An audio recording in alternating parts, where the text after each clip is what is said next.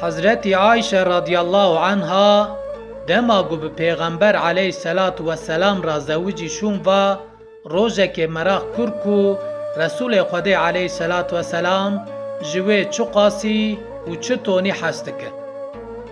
Ji Pêxember aleyhissalatu vesselam pirs kir, goma ya Resûlê Xwedê, tu ji min hes dikî?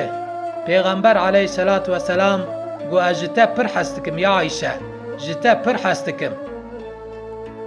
Hazreti Ayşe radiyallahu anha vê carê jî meraq kir ku Resûlê Xwedê aleyhissalatu vesselam ji wê çi tonî hes dike? Goma ya Resûlê Xwedê, tu ji min çi tonî hes dike? Pêxember aleyhissalatu vesselam got ez fena girêkûrkê ji te hes dikim ya Ayşe, fena girêkûrkê.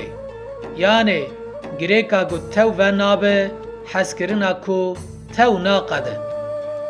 Yekcarna Hazreti Ayşe radiyallahu anha ji Pêxember aleyhissalatu vesselam pirs dikir, digo ya Resûlê Xwedê, girêkûrka te çi tonî ye û di çi alemê de ye?